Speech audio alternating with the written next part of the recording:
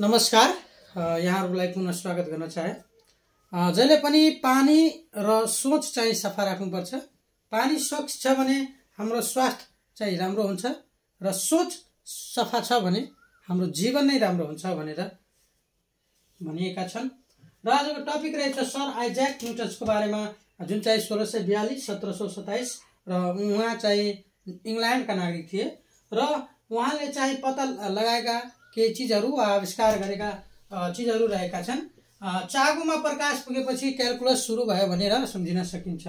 चागोमा प्रकाश भनेपछि चा भनेको चापका तीनवटा नियमहरू, र गुरुत्वाकर्षण नियम भनेपछि गु भनेको गुरुत्वाकर्षण सम्बन्धी नियम, र अर्को प्रकाश भनेको प्रकाशका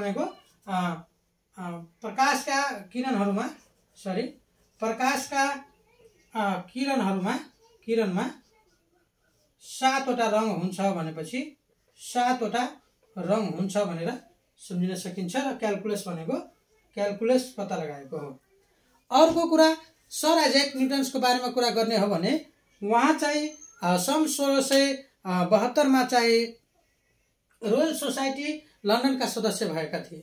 सन् 1672 मा रोयल सोसाइटी लन्डनका सदस्य भएका थिए भने उहाँले सन् 1689 र 1701 मा चाहिँ के गरेको थियो भने संसदमा प्रतिनिधित्व गरेका थिए। दुईचोटि प्रतिनिधित्व गरेको थियो भने सन् 1703 मा चाहिँ रोयल सोसाइटी लन्डनका अध्यक्षका रूपमा उहाँ चाहिँ नियुक्ति भयो र आजीवन चाहिँ त्यसैमा चाहिँ काम गरेका थिए। त्यसपछि सन् 1705 मा चाहिँ सर आइज्याक न्युटन्सलाई अर्थात् आइज्याक न्युटन्सलाई सर भनेर उपाधि दिएको थियो। त्यो समयदेखि नै न्युटन्सलाई सर आइज्याक न्युटन्स भनेर भन्न थालिएको हो। उहाँले चाहिँ दुईवटा किताब पनि लेखेका थिए। एउटा छ अप्टिक्स र अर्को प्रिन्सिपिया।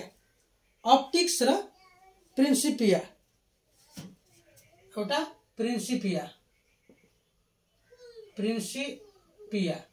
यो चाहिँ 1687 मा र यो 1704 मा चाहिँ लेखेका थिए। उहाँका कृतिहरू छन्। यो कृतिहरू प्रकाशन गरेका केही बुकहरू हो। यो दुईवटा छ। अप्टिक्स चाहिँ 1704 मा र प्रिन्सिपिया 1687 मा। यो चाहिँ ल्याटिन भाषामा थियो भने अप्टिक्स चाहिँ इङ्ग्लिस भाषामा थियो। यति सम्झिन सकिन्छ। हस्त, धन्यवाद, नमस्कार। कमेन्ट गर्नुहोला।